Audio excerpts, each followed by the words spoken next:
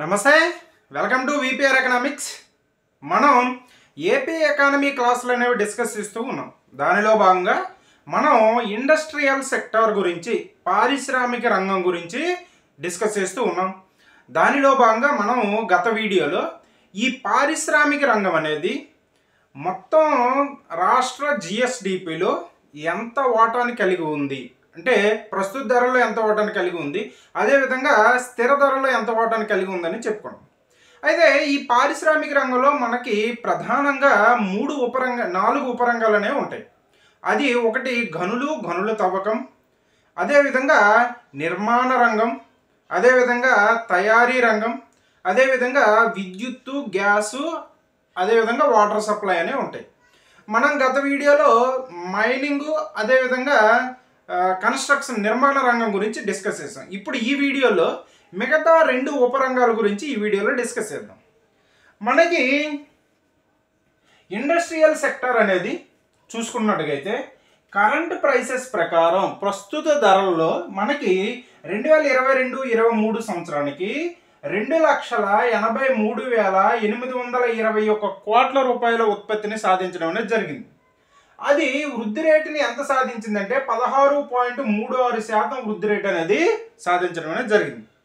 అదే మనకి పారిశ్రామిక రంగం అనేది 2021-22కి వచ్చేటప్పటికి 2,43,923 కోట్ల రూపాయల ఉత్పత్తి అనేది సాధించింది.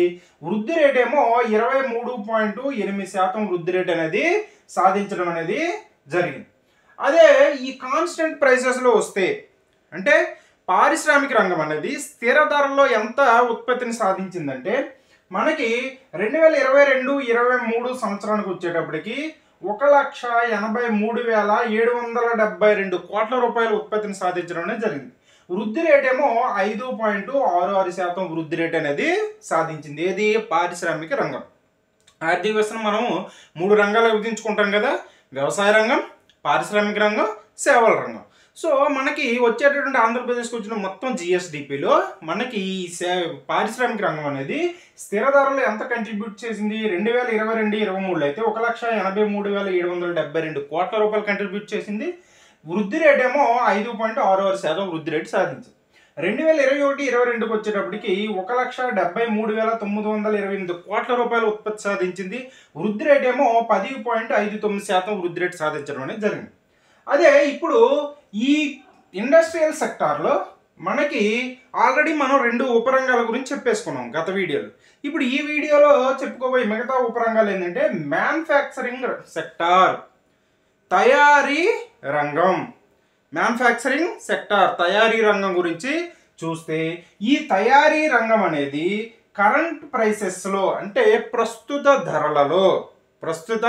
ధరలలో ఎంత ఉత్పత్తి సాధించిందంటే 2022-23 సంవత్సరానికి 1,24,702 కోట్ల రూపాయల ఉత్పత్తి అనేది సాధించడం అనేది జరిగింది. 1,24,702 కోట్ల రూపాయల ఉత్పత్తి అనేది మనకి ఈ తయారీ రంగం అనేది ప్రస్తుత ధరలో సాధించడం అనేది జరిగింది. వృద్ధి రేటు ఎంతగా సాధించిందంటే 11.8% గ్రోత్ రేట్ అనేది 11.81% గ్రోత్ రేట్ అనేది సాధించడం అనేది జరిగింది. అదే మనకి మ్యానుఫ్యాక్చరింగ్ సెక్టర్ అనేది, తయారీ రంగం అనేది 2021-22 సంవత్సరానికి వచ్చేటప్పటికి ఎంత ఉత్పత్తిని సాధించిందంటే 1,11,528 కోట్ల రూపాయల ఉత్పత్తిని సాధించడం అనేది జరిగింది. ఏది? తయారీ రంగం. తయారీ రంగం అనేది మనకి ఆంధ్రప్రదేశ్లో తయారీ రంగం అనేది 1,11,528 కోట్ల రూపాయల ఉత్పత్తిని సాధించి వృద్ధి రేట్ ఏమో 22.55% వృద్ధి రేట్ని సాధించింది. ఏ సంవత్సరానికి? 2021-22 సంవత్సరానికి సాధించడం జరిగింది. ఇవన్నీ కూడా మనం చెప్పుకునేవి ఎకనామిక్ సర్వే 2022-23 ప్రకారం మనం ఈ ఫిగర్స్ని చెప్పుకోవడం అనేది జరుగుతుంది. నెక్స్ట్ చూసుకున్నట్టుగైతే ఈ మ్యానుఫ్యాక్చరింగ్ సెక్టర్ కరెంట్ ప్రైసెస్లో ఎంత ఉత్పత్తి సాధించింది చెప్పాం.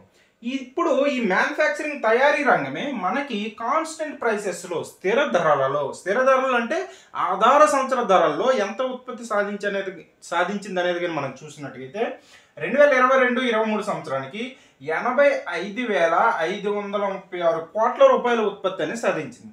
85,536 కోట్ల రూపాయల ఉత్పత్తి అనేది సాధించింది. వృద్ధి రేట్ ఏమో 4.82% వృద్ధి రేటు సాధించడం అనేది జరిగింది. ఏది తయారీ రంగం అనేది స్థిర ధరలలో మనకి 2022-23 సంవత్సరానికి 85,536 కోట్ల రూపాయల ఉత్పత్తి సాధించింది. వృద్ధి రేట్ ఏమో 4.82% వృద్ధి రేటు సాధించింది. అదే 2021-22 సంవత్సరానికి వచ్చేటప్పటికి 81,603 కోట్ల రూపాయల ఉత్పత్తి సాధించింది. ఏది తయారీ రంగం అనేది 2021-22 సంవత్సరానికి 81,603 కోట్ల రూపాయల ఉత్పత్తి సాధించింది. వృద్ధి రేట్ ఏమో 7.42% వృద్ధి రేట్ అనేది సాధించడం అనేది జరిగింది. ఇది మనకి పారిశ్రామిక రంగంలో ఉన్నటువంటి ఒక ఉపరంగం తయారీ రంగం. నెక్స్ట్ది ఇంకో ఉపరంగం కానీ మనం చూసుకున్నట్టుగైతే విద్యుత్తు, గ్యాస్, నీటి సరఫరా. విద్యుత్తు, గ్యాస్, నీటి సరఫరా ఇవి ఈ ఉపరంగం కానీ చూసుకున్నట్టుగైతే మనకి ఎలక్ట్రిసిటీ, గ్యాస్, వాటర్ సప్లై అనేది ఈ ఉపరంగం మనకి కరెంట్ ప్రైసెస్లో ప్రస్తుత ధరలలో 2022-23 సంవత్సరానికి ఎంత ఉత్పత్తి సాధించిందంటే 43,019 కోట్ల రూపాయల ఉత్పత్తిని సాధించడం అనేది జరిగింది. 43,019 కోట్ల రూపాయల ఉత్పత్తిని సాధించింది. వృద్ధి రేట్ ఏమో 30.96% వృద్ధి రేట్ని సాధించడం అనేది జరిగింది. ఇది ఎలక్ట్రిసిటీ, గ్యాస్, వాటర్ సప్లై అనేది మనకి ఈ 2022-23 సంవత్సరానికి కరెంట్ ప్రైసెస్లో అయితే మనకి 43,019 కోట్ల రూపాయల ఉత్పత్తి సాధించింది. వృద్ధి రేట్ ఏమో 30.96% వృద్ధి రేట్ అనేది సాధించడం అనేది జరిగింది. అదేవిధంగా 2021-22 సంవత్సరానికి వచ్చేటప్పటికి ఎలక్ట్రిసిటీ, గ్యాస్, అదేవిధంగా వాటర్ సప్లై అనేటువంటి ఉపరంగం మనకి 32,849 కోట్ల రూపాయల ఉత్పత్తిని సాధించింది. 32,849 కోట్ల రూపాయల ఉత్పత్తి సాధించింది. వృద్ధి రేట్ ఏమో 13.97% వృద్ధి రేట్ని సాధించడం అనేది జరిగింది. ఇదే మనకి ఈ ఉపరంగం ఎలక్ట్రిసిటీ, గ్యాస్, వాటర్ సప్లై, అదేవిధంగా విద్యుత్తు, గ్యాస్, నీటి సరఫరా అనేటువంటి ఈ ఉపరంగం అనేది మనకి స్థిర ధరల్లో అంటే 2011-12 ధరల్లో స్థిర ధరల్లో 2022-23 సంవత్సరానికి ఎంత ఉత్పత్తి సాధించిందంటే 25,661 కోట్ల రూపాయల ఉత్పత్తిని సాధించడం అనేది జరిగింది. వృద్ధి రేట్ ఏమో 6.53% వృద్ధి రేట్ అనేది సాధించింది. అదే మనకి ఈ ఉపరంగం అనేది స్థిర ధరల్లో లేదా వాస్తవ ధరలలో లేదా ఆధార సంవత్సర ధరల్లో మనకి 2021-22 సంవత్సరానికి 24,088 కోట్ల రూపాయల ఉత్పత్తి అనేది సాధించడం అనేది జరిగింది. ఈ 24,088 కోట్ల రూపాయల ఉత్పత్తి అనేది మనకి 3.45% గ్రోత్ రేట్ అనేది సాధించడం అనేది జరిగింది. ఇది మనకి ఈ పారిశ్రామిక రంగం అనేది రాష్ట్రం యొక్క జిఎస్డిపిలో స్థిర ధరలో ఎంత ఉంది, అదేవిధంగా ప్రస్తుత ధరలో ఎంత ఉంది అనేటటువంటి అంశాలు కూడా చూసాం.